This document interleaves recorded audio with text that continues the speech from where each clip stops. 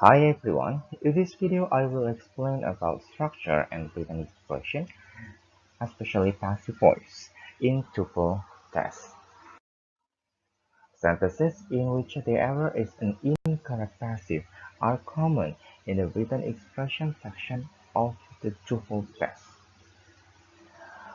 You therefore need to be able to recognize the correct form of the passive and to be able to determine when a passive verb rather than an active verb is needed in a sentence. The difference between an active and a passive verb is that the subject in an active sentence does the action of the verb, and the subject in a passive sentence receives the action of the verb. To convert a sentence from active to passive, two changes must be made.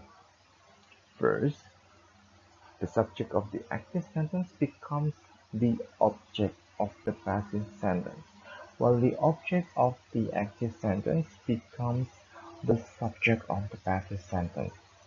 Second, the verb in the passive sentence is formed by putting the helping verb be in the same form as the verb in the active sentence, and then adding the past participle of this verb.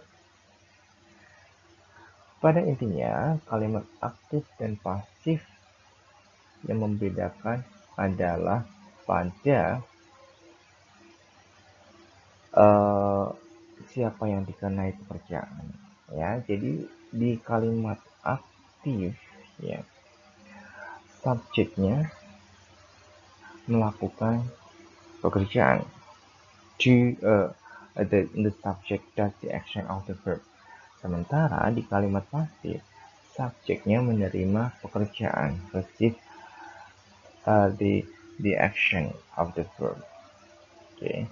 Dan ada dua perubahan yang harus dilakukan ketika change merubah kalimat aktif menjadi kalimat pasif.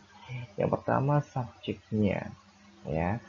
Subjek pada kalimat aktif menjadi objek pada kalimat pasif, sedangkan objek pada kalimat aktif menjadi subjek pada kalimat pasif. Oke, kemudian kata kerjanya. Nah, kata kerjanya ditambahkan pada kalimat pasif ditambahkan be, ya. Kemudian kata kerjanya berubah menjadi kata kerja bentuk ketiga atau past participle. The first skill related to passive voice use the correct form of the passive. One way that the passive can be tested on the TOEFL test is simply with an incorrect form of the passive. The following are examples of passive errors that might appear on the TOEFL test. The portrait was painted by a famous artist. The project will finish by team. In the first example, the passive is formed incorrectly because the past participle painted should be used rather than the present participle painting. In the second example, the verb be has not been included, and some form of be is necessary for a passive verb. The verb in the second sentence should be will be finished. Will be finished. The following chart outlines the way to form the passive correctly. Be plus past participle by plus object. Pada contoh yang pertama, pasif dibentuk dengan tidak benar, ya. Was painting, it should be was painted. Oke. Kemudian pada kalimat kedua, the project will be finished. Kurang be. Each of the following sentences has a passive meaning. Underline twice the verbs that should be passive, then indicate if the sentences are correct or incorrect. Number 1. The boy had never been stung by a bee. This is incorrect.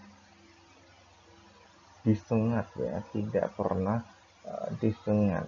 It should be had been. Okay, past perfect tense. Had harus ada been bentuk ketiga. Nomor 2. The suits were hung in the closet when they were returned from the cleaners. Were hung, digantung. Okay. Number 3. Money is lending by the credit unions to those who want to buy homes. Money is lent. Ini harusnya bentuk past participle. L-A-N-T. Ya, bukan lending tapi lent. Number 4. The record had been chosen by dancers near the jukebox.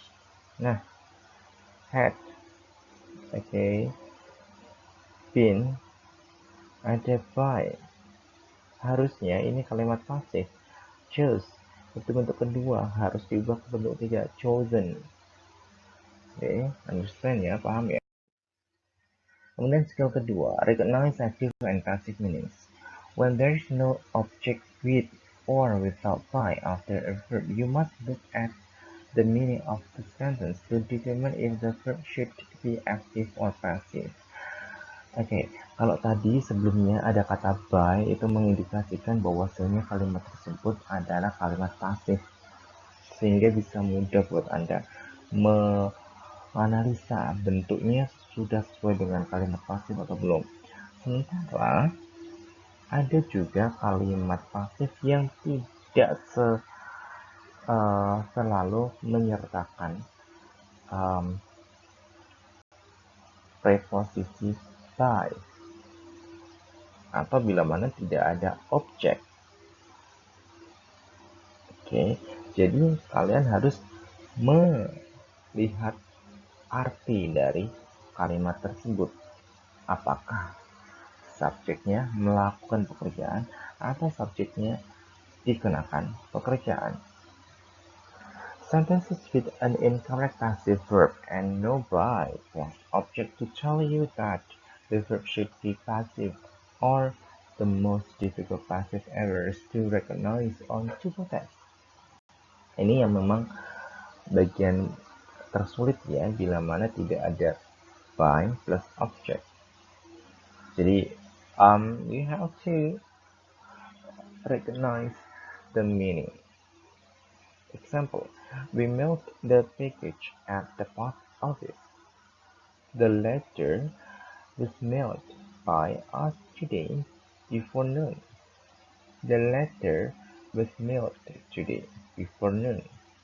The letter mailed today before noon. The first three examples above are correct. The first example has the active verb mailed used with the object package. The second example has the passive verb was mailed used with by us. The third sentence has the passive verb was mailed used without an object. The fourth example is the type of passive error that appears most often on the TOEFL test. This type of sentence has the following characteristics. 1. An incorrect passive verb that looks like a correct active verb. Second, no by plus object to tell you that a passive is needed. The correct for example, the active verb needs to be changed. to the passive, that it was milk. Each of the following sentences contains at least one active verb. However, some of the verbs should be passive. Underline the first choice that indicate if the sentences are correct or incorrect. Number one, the car parked in a no parking zone. Nah, kira-kira tahu kan artinya car dan park? Oke, mobil memarkirkan atau diparkirkan. Yang kedua dong, mobil diparkirkan. Nah, untuk bisa membuat kalimat menjadi diparkirkan, mobil diparkirkan, Anda perlu to be in front of the past participle verb. Jadi kalimat yang benar seharusnya the car is parked in a no parking zone. Itu yang itu baru benar. Number two, the physics exam began just a few minutes ago.